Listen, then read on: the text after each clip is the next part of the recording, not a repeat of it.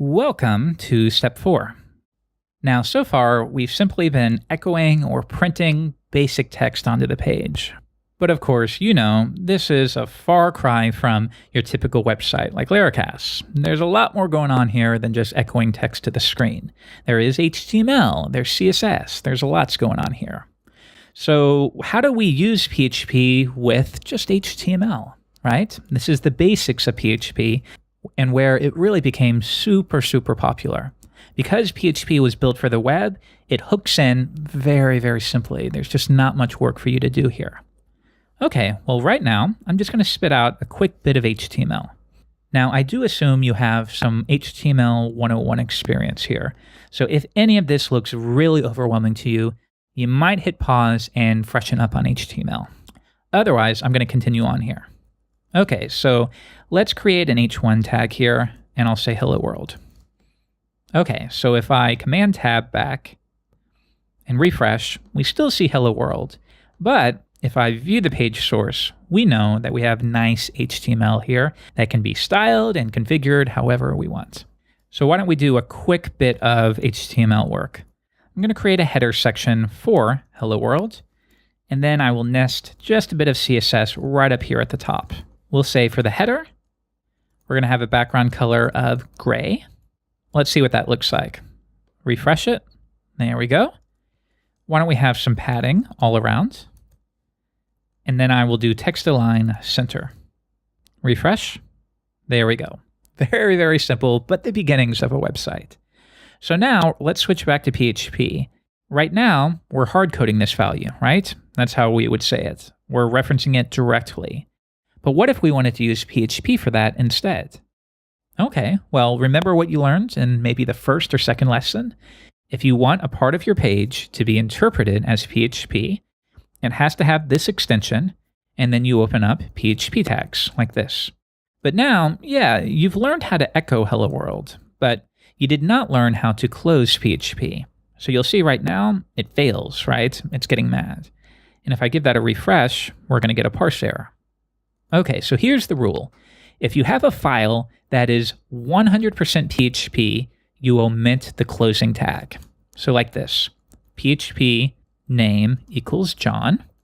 If I never have anything below this that is not PHP, I can omit the closing tag. And the closing tag, by the way, is this little sequence right here. Question mark, greater than sign. So open PHP, close PHP. That's our way of saying anything between those should be interpreted as PHP. However, when it's only PHP on the file, it's generally a good practice to leave that off entirely. It doesn't need to be there. All right, so I'm going to bring back what we had before. And in this case, we do have non-PHP code here below, so I have to include it. All right, look good? If we come back and refresh, now we get hello world once again, but we are leveraging PHP here.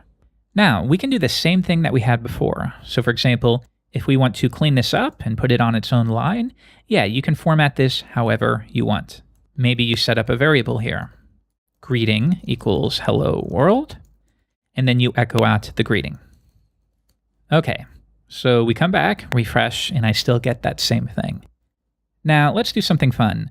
Maybe the name is going to come from the query string, or in other words, a section of the URL. And this is probably something you've seen quite a bit.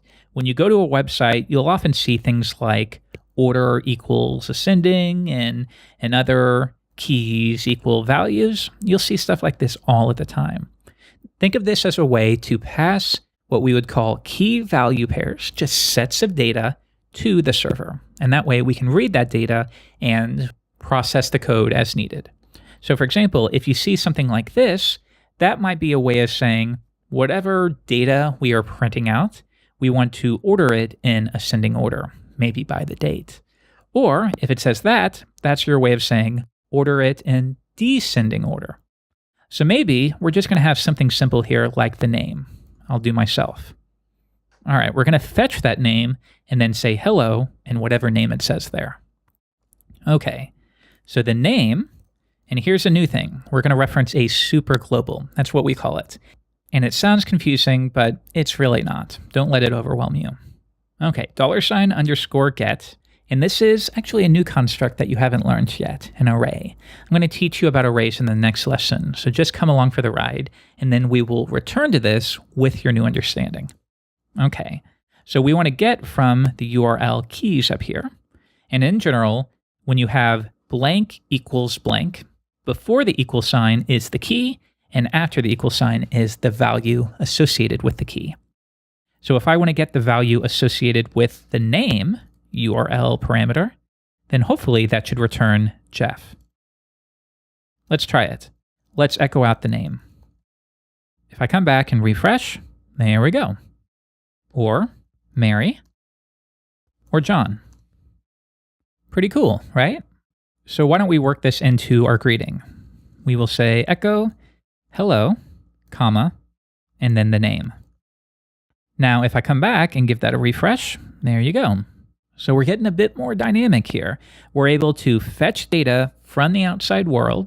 We can save it to a variable, and then we can reference that variable at some point in our logic. So name equals Jeffrey, and now it updates. Now, let's switch back and clean this up a bit. The fun thing about writing code is, believe it or not, it's a very, very creative process, and everyone has their own ideas of what looks good and what fits together properly and what is elegant. So in this case, we could split this into multiple lines, but couldn't we also do something like this? Let's just reproduce this exact bit here. A heading 1, and in this case, like we talked about in the last lesson, do we absolutely need this variable if we only reference it in one place? Maybe not. So in that case, we could do echo, hello, and then, well, we can't do anything like this because we're within a string. And this is not a variable. Right here, we are referencing an item within an array. And you'll learn about, once again, arrays in the next lesson. So we're going to use simple concatenation here. Concatenate, get name, and then we use a semicolon to close that out. Okay, so we can take all of that and we can bring it down to maybe this setup right here. And many people might say that's easier and cleaner. Now, if we come back and refresh, we should still get the same thing, and we do. Next, here's another little secret. As you can imagine, you will often do stuff like this. Open PHP and then echo something out. Well, as it turns out, there's a shorthand for that. So if I do less than, question mark, and then equals, think of it almost like an alias for open up PHP and then echo out some text. So this, if I refresh, same thing. It's equivalent to this. So often, yeah, you'll see me do this number here, and it's the same thing. Okay, so everything is great, but then you start to learn things can get a little tricky, and you start having to learn a bit more about security. And who really wants to learn about security when you're still trying to figure out what a variable or an array is? But nonetheless, just a quick heads up. What if we made name or some user of our website, they updated this and they changed it to maybe even a bit of HTML, maybe small tags. Okay, well, notice that we interpreted that. So maybe if we did something like an anchor tag. Okay, well, if we run that, notice that all we expected was the person's name, but now we actually have a link to Google. Well, great, not what we wanted. And you might think users wouldn't do that. Yes, they would. As a general rule of thumb, when building websites, assume that your users are guilty until proven innocent. So you want to be very defensive about these sorts of things so that you don't allow them to inject malicious code into your scripts. Okay, so yeah, just a bit of a heads up. There's no need to be too overwhelmed just yet in that regard. But just remember, security is very important. So for now, I'm going to teach you about your very first function. Think of a function as a named bit of logic. So imagine that you need to do X, Y, and Z. Well, if you wrap it within a function, then you can just reference the name of the function, and behind the scenes, it'll do X, Y, and Z. So rather than you having to over and over, every time you want this functionality, you have to write out in a script, I want to do this, and then that, and then this. And then when you need to do that exact thing later in another file, well, rather than having to do it again, do this, and this, and this.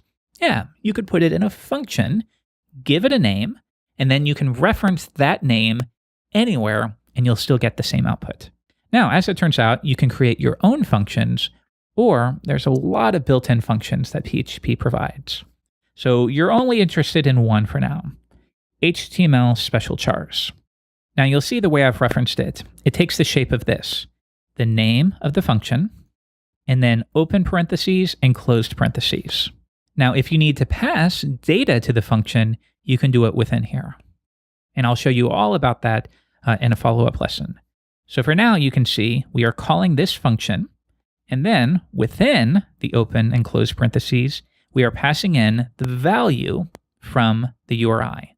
So in this case, we're essentially passing in this right here, of course, as a string. Anyways, if we switch back, now we're seeing something a bit different. So before, we weren't converting anything. All these special characters right here. We didn't convert it, so we just took that exact text and echoed it onto the page. However, by using HTML special chars, we are converting all of those special characters into what we would call HTML entities. So that's just the HTML representation for the key. This is what we call sanitizing our input. So remember, we assume any data coming from the user or something supplied by the user of your website, we assume it's guilty until proven innocent. So we sanitize it. We take it and we massage it and we strip out anything we don't want until it's at a point where we can use it. Kind of confusing stuff. If it's overwhelming, don't worry. Like I said, I don't want you to worry about security too much just yet. You have the rest of your career to figure that out. For now, you've learned about embedding PHP within HTML, you've learned about your first function, and you've learned how to get any number of parameters from the address bar. So I think that'll do it for this lesson. Here's your homework. Try to recreate a sentence dynamically in very much the same form that we did earlier. So remember, website, key equals value. Accept something through the query string, then from your code, fetch it, then sanitize it using HTML special chars, and then attach it or concatenate it with some other fun sentence that you think of, and see if you can get that entire process to work flawlessly. And once you do, you're prepared for step 5. I'll see you then.